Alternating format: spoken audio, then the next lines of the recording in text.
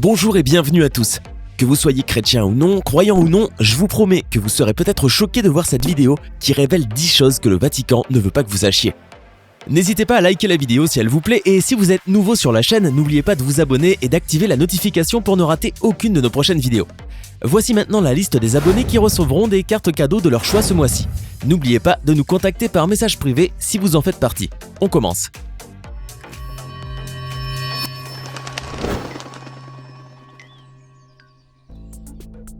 La mort de Jean-Paul I. Un des plus grands mystères non résolus est celui de la mort de Jean-Paul I.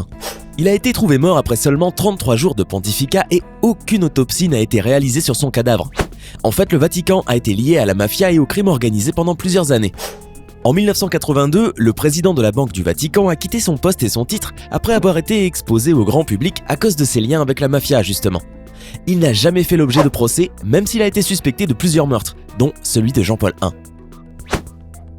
Le couvent de la Madeleine. En Irlande, l'Église catholique a créé une maison de femmes pour accueillir les femmes dites perdues, qui étaient en fait juste des femmes qui avaient eu des relations sexuelles hors mariage.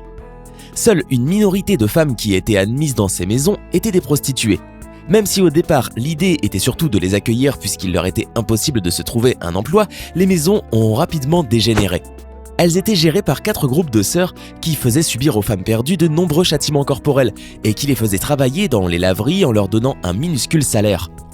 L'Église catholique ramassait la grande partie des profits du travail de ces femmes et quand ces pauvres femmes mouraient, elles étaient enterrées et leurs familles n'étaient pas contactées. En 1993, 155 corps ont été trouvés dans une énorme tombe au nord de Dublin. On estime que 30 000 femmes ont séjourné plus ou moins longtemps dans ces asiles. Les castrats. Depuis très longtemps, les dirigeants du Vatican, prêtres, évêques et le pape lui-même ont accompli des actes horribles. Les castrats par exemple étaient de jeunes chanteurs qui subissaient la castration pour empêcher qu'ils ne développent pas des hormones mâles et puissent ainsi garder leur voix aiguë et si délicate. Ainsi, l'allongement des cordes vocales d'environ 60% qui fait baisser la voix des garçons n'a-t-il pas lieu après la castration? Le larynx ne grandit pas tandis que la capacité thoracique au contraire croît amplement, parfois démesurément. L'existence même des castrats suscitait de vives controverses au sein du Vatican, car la castration de jeunes enfants restait un acte ignoble et officiellement condamné par l'Église. Mais les castrats avaient une voix extraordinaire et puisque les femmes n'avaient pas le droit de chanter lors des messes, la demande du public et des fidèles de l'Église fut telle que l'on mit en place des structures officielles pour former ces enfants, les conservatoires.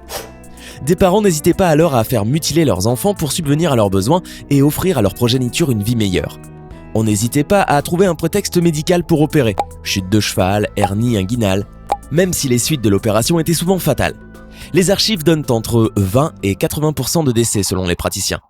Pour ceux qui survivaient à l'opération, et donc la voix était à la hauteur des espoirs des maîtres de chant, la fortune était assurée. Ils se produisaient dans les théâtres dans toute l'Europe. Ils étaient prisés par la royauté d'Espagne, de France et d'Angleterre. Les compositeurs leur proposaient des rôles héroïques dans les opéras. Ils étaient adulés comme des rockstars et ils avaient aussi un succès certain auprès des femmes. Les castrats ne pouvaient pas se reproduire, mais avaient une vie sexuelle tout à fait normale. Il n'y avait donc aucun risque pour les femmes adultères. La pornographie pour tout le monde. Cette fois, le scandale prend source en Allemagne, la mère patrie de Benoît XVI, et met en cause la maison d'édition Weltbild, qui appartient au diocèse allemand. Le détail qui fait tâche, c'est que figurent au catalogue de ces publications des milliers d'ouvrages érotiques.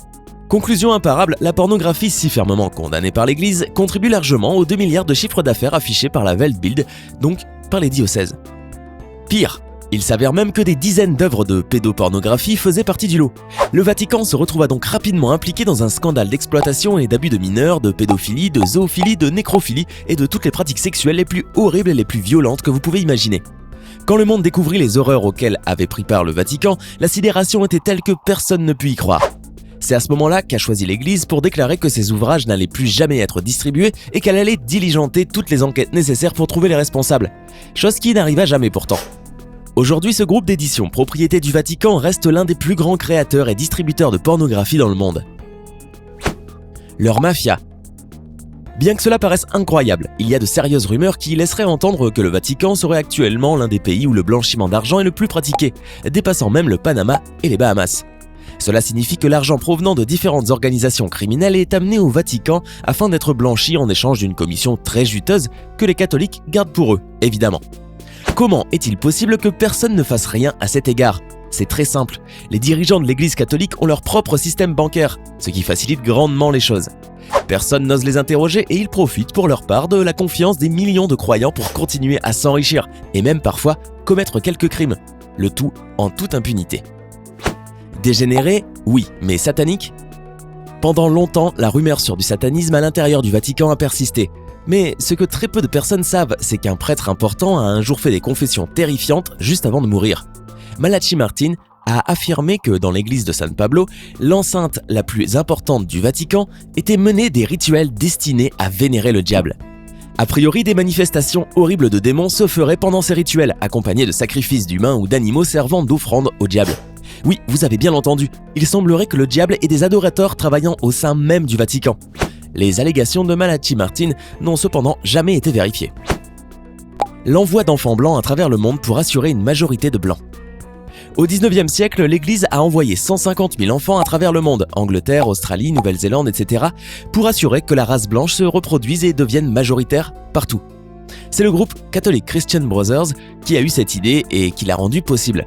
Les enfants n'étaient pas bien traités et servaient même d'esclaves. Ils travaillent le jour et se faisaient battre ou violer la nuit. La criminalité au Vatican. Tout le monde pense que visiter le Vatican est une expérience pleine de paix, d'harmonie et de sécurité. Toutefois, il faut cesser de se leurrer. Le Vatican est le pays le plus petit du monde, mais c'est également celui où on retrouve le plus de crimes par kilomètre carré. Oui, le Vatican aussi a son lot de voleurs, de racketteurs et d'arnaqueurs de touristes, et cela doit être en grande partie parce que ce pays catholique ne compte qu'un seul juge et 130 policiers pour tenter de gérer ordre et justice. Conscients de cette importante déficience, les petits criminels en ont profité pour en faire leur paradis. La criminalité dans la cité du Vatican est générée en conformité avec l'article 22 des accords du Latran entre le Saint-Siège et l'Italie, par lequel le gouvernement italien, lorsqu'il est recueilli par le Saint-Siège, engage les poursuites et la détention des suspects, aux frais du Vatican.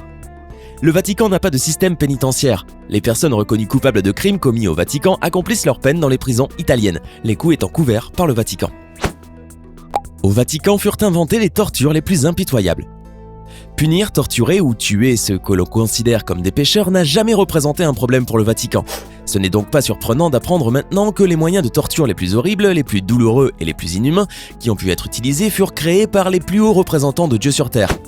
Depuis la Sainte Inquisition jusqu'à nos jours, le Vatican continue à pratiquer ces terribles méthodes de torture contre ceux qui osent remettre en question ou désobéir à leurs croyances. L'une des plus utilisées et de loin la plus impitoyable est la torture par l'eau. Cette technique consiste à attacher les mains et les pieds de la victime afin de la rendre complètement immobile, à lui couvrir le nez pour l'empêcher de respirer, puis à lui placer quelque chose dans la bouche afin de la garder ouverte et l'empêcher de se fermer. Et pour finir, le plus terrifiant, à forcer la personne à boire 8 litres d'eau sans s'arrêter. La sensation de noyade est tellement horrible que les victimes implorent d'être achevées. Si ces pauvres victimes avaient été exaucées, elles auraient échappé au supplice de mourir lentement d'une déchirure de l'estomac. La ville du sexe silencieux. Après de nombreuses années, l'une des terribles vérités qui se cache dans le Vatican a fini par éclater. Malheureusement pour lui, la pédophilie n'était plus un secret. Des prêtres qui violent des enfants, c'est l'un des actes les plus répréhensibles et inhumains qui puissent exister. Le plus affligeant est que ces actes déplorables sont commis par les plus grands représentants de la foi dans le monde. Au Vatican, de nombreux prêtres n'ont pas de scrupules, et leur malfaisance est telle qu'ils semblent amener l'enfer sur terre. Pourquoi se gêneraient-ils ? Puisque lorsqu'ils sont mis à jour, au lieu d'être dénoncés, expulsés et punis par la loi des humains, ils sont simplement transférés d'une paroisse à une autre. Ce qui est le plus malheureux dans tout ça, c'est que peu importe qu'ils continuent à commettre leurs crimes horribles et abjects envers d'autres enfants innocents. Un pape ne peut jamais aller en prison. Le souverain pontife jouit d'une immunité diplomatique, c'est-à-dire qu'il ne peut pas être traduit devant les tribunaux. En effet, plus de 170 pays le reconnaissent comme ayant la plus haute immunité diplomatique. Le pape ne peut donc être jugé devant aucun tribunal au monde. Même s'il commet un quelconque crime, jamais il ne mettra les pieds dans un tribunal ou même dans une prison. La figure du pape est tellement intouchable qu'il ne peut être arrêté ni même contrôlé. Il ne pourra pas non plus jamais être mis en examen pour répondre de ses actes. Ses privilèges sont tellement importants qu'il pourrait commettre n'importe quel crime sans jamais être inquiété. Certains trouvent même qu'il est totalement aberrant que celui-ci se fait appeler le plus grand représentant de Dieu sur Terre et qui finalement n'est qu'un être tout ce qu'il y a de plus humain, puisse posséder autant de pouvoir. Qu'en pensez-vous ? Le vol de bébés en Espagne.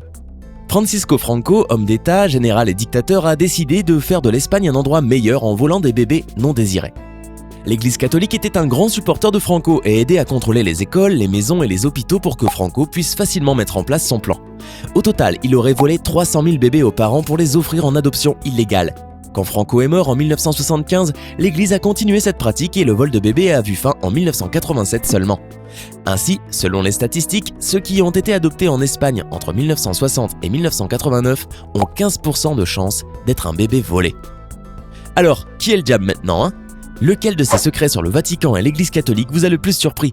Dites-le nous en commentaire. Hey, c'est tout pour aujourd'hui. Si vous avez aimé la vidéo, n'oubliez pas de la liker et de la partager avec vos amis. Et si vous êtes nouveau sur la chaîne, n'oubliez pas de vous abonner et d'activer la notification. Bye bye!